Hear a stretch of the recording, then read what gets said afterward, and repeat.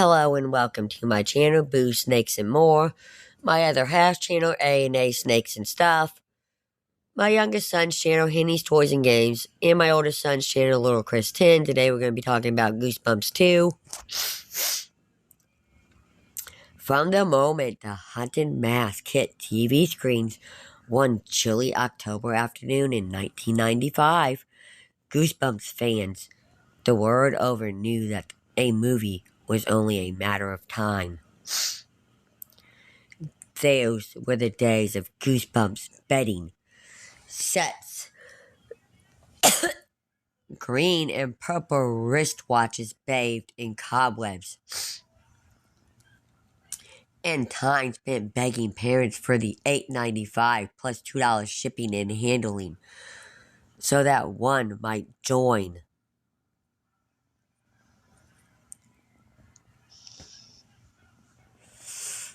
The hallowed, card-carrying ranks of the official Goosebumps fan club. Bookmobiles everywhere overflowed with copies of Night of the Living Dummy 2, The Barking Ghost. And the silver screen was ripe for the kind of wicked playfulness and frondishly glee that only R.L. Stine could deliver.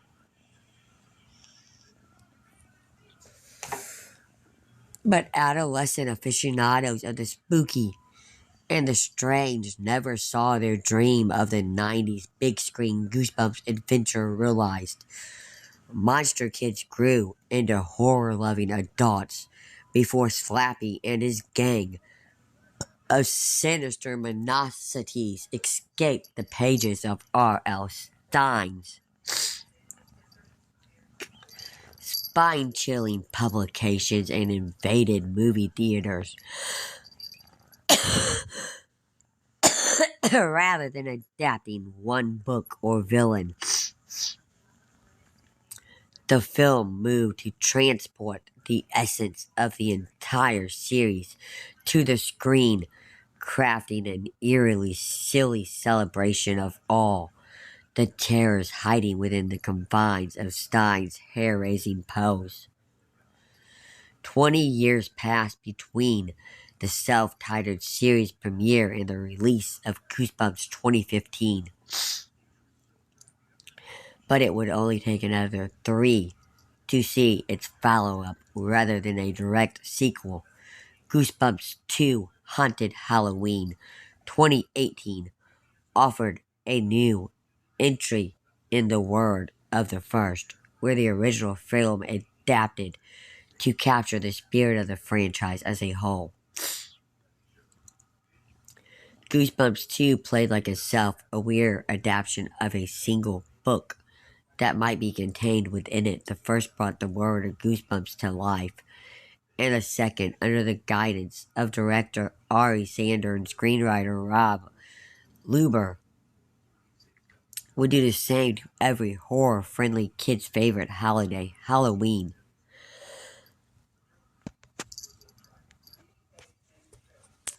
Like the first film, the story follows a group of kids in small-town suburbia.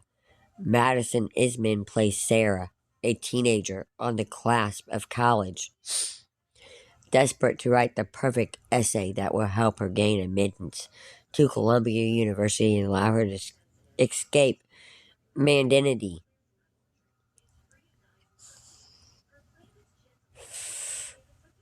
Jamie Ray Taylor plays her brother, Sonny, while Carlin Harris plays his best friend, Sam, two boys who call themselves the Junk Brothers, spending their free time avoiding bullies and cleaning out old estates in the hopes of finding something valuable. It's they who accidentally unleash the evil that nearly swallows their unsuspecting community.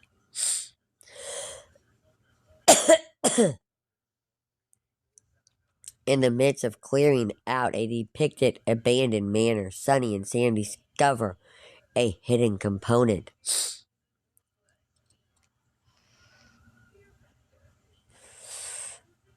Containing an old chest housing a locked manuscript. Once unlocked, the two find Slappy, an aged ventriloquist dummy carrying a small card with strange words that Sunny promptly reads out loud.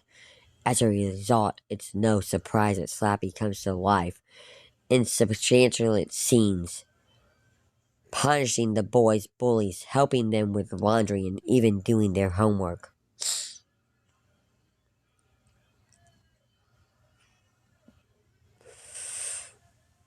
Rather than a rehash of the first, Slappy enters the film as an unknown entity, successfully convincing his two counterparts that he's friend, not foe, perhaps even family. His progression to evil mastermind is more subtle and manipulative, hankering back to the Night of the Living Dummy books as opposed to his immediate emergence as public enemy number one in the original movie.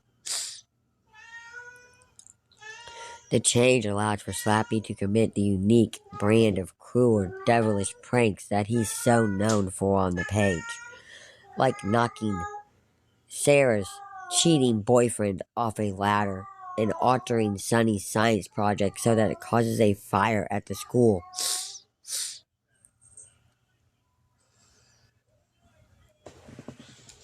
The story progresses like one imagines the unreleased Goosebumps novella Sunny and Sam uncovered in the old house might have read, bathing every frame in the orange and purple glow of Halloween imagery.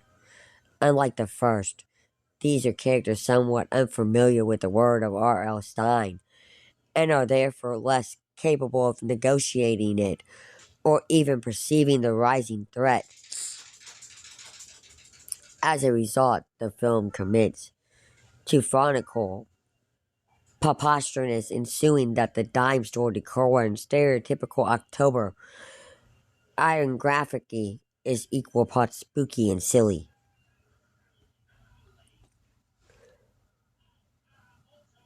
Leaning even further into forbidding fun, the film is populated by hilarious performances from beloved character actors. Wendy McLadden Conver plays Kathy, Sarah and Sunny's overworked mother, and Chris Podner is Walter, the helpless local pharmacy manager who has a crush on Kathy, both bringing their grounded yet hysterical characters to lovable life, providing outlandish amusements against the monstrous backdrops of the freaky and strange.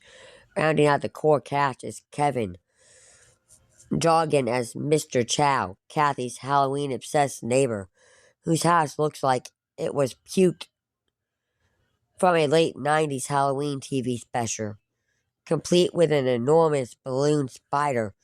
Joggins inflates his energy and inherent heredity only further adds to the comedic sensibilities of the film's kinetic events. Once Slappy reveals himself and the kids discover the truth about R.L. Stein's creations, the movie begins to resemble the first more closely. However, rather than trot out of the familiar creatures from R.L. Stein's arsenal, Goosebumps 2 opts to homage and create a new, why we're Blake, as the titular creature from the werewolf of Fever Swamp and the white hairy beast from the abominable snowman of Pasadena do make their terrifying, triumphant return. The bulk of the things that come alive under Slappy's projected magic by way of the abandoned Tassa Tower in town are not all found amongst the perky pages of Goosebumps mini books. A banshee, a variation on Frankenstein's infamous bride, walking representations of some Day of the Dead dolls, a bat-human hybrid, and more stalk the streets of Wondercliff, New York. Some may cry foul at the inclusion of new creatures when there are so many to draw from in Stein's carnivorous canon, but it seems fitting that chatty pumpkins and a trio of frying green orbed faced witches would turn up, given that this particular Goosebumps story had never been published. What better way to honor Stein's legacy of tantalizing terrors than to expand it using the building blocks of the spookiest day of the year? Of course, there are references to other books mixed into the chaos as well. The org mass that attaches itself to Parnell's water turns him into a dead ringer for Steve in the old man mask. In the haunted mask, too, and it's impossible to see animated scarecrows and not think about the time of night that they walk. The towering jack-o'-lantern monsters are right out of Attack of the Jack-o'-lanterns, and there are at least a few lawn gnomes out and about. Even the stuffed cat towards the beginning of the movie invokes the cover-up for the Goosebumps series 2000 book, Cry of the Cat. And I can be convinced that the skeleton walking a skeleton dog are none other than Curly the drool from the mini covers of the Tales to Give You Goosebumps Special Edition series.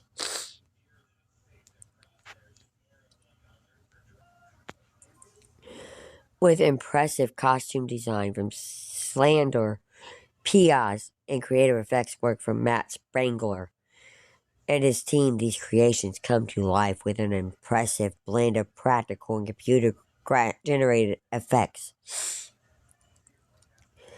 After the streets of Wardenclyffe were overran with swooping ghosts, chattering skeletons, and all manner of bloodthirsty beasts on Halloween night, the feeling of an encompassing All Hallows Eve atmosphere is overwhelming. Ken Jeong's Mr. Chu is the first to put the feeling of what the film is attempting to accomplish into words, announcing how spectacular it is to be in a real live Goosebumps story. His energy and whimsy is infectious as always, providing the sort of goofy monotext that leads perfectly into the pumpkin, witch, and skeleton costumes Sarah, Sunny, and Sam put on to blend into the hordes of living Halloween accoutrements, calling back to another Halloween season favorite, Halloween 3, Season of the Witch, 1982. As in the first film, the manuscript holds the key to recapturing and captivating Stein's devilish creations after retrieving the magic book from the defeated bully and battling a battalion of malicious gummy bears. Sarah, Sunny, and Sam head out to retrieve their kidnapped mother from Nokia Torsa's long decommissioned tower. Production designer Rusty Smith built an impressive set for the abandoned structure composed of whirling conceptions and glowing displays. The awe-inducing place is constructed periodically from parts of old submarines, tanks, and anything the team could get their hands on that might resemble the look of the abandoned laboratory. The film climaxes with fun and impressive monster action, including Chris Parnell's incredible org makeup and Wendy McLaden Carey being turned into a dummy herself. Jack Black returns as Arlo Stein, interlocking the film with the first and providing the kind of comedic commentary and overly self-serious laboratory only Black can deliver, even producing another nod to his flex advisory novelist Stephen King when Stein notices a red balloon floating idly by amidst the Halloween chaos and notes, "I knew it. I knew I came up with that first."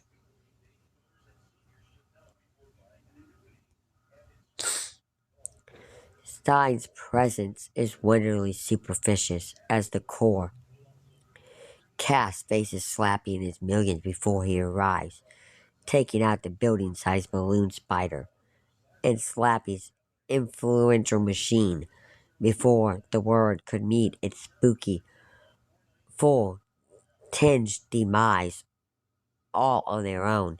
Still, the character's fatherly advice to Sarah about writing what she knows leads well into a scene that occurs some months later. Finally accepted to Columbia, Sarah's family embraces her success despite the fear, uncertainty, and emotional weight that accompanies her departure. As is the running theme across all of the Goosebumps series, many interpretations growing up is scary but necessary, and will ultimately carry you to where you want to be if you let it. I couldn't have known that it would take another 20 years to see Goosebumps at my local Cineplex, as I sat down to watch The Haunted Mass with my friends one fateful October Eve. But even if I had, I'm sure I would have been willing to wait. After all, I see R.L. Stein's amazing horrors leap to larger than life size was a dream that all Goosebumps lovers shared, and one that would undoubtedly was worth waiting for when it finally came. I was able to show it to my own kids and help breathe new life into the fandom that had followed me for as long as I could remember. That's when I found out about the sequel. Traversing titles like Horley and Slappy's Revenge, and more understandably Slappy Halloween, Goosebumps 2 Haunted Halloween emerged as a fun follow-up inked in its predecessor's stylistic font ambert, a slightly different corner of the Goosebumps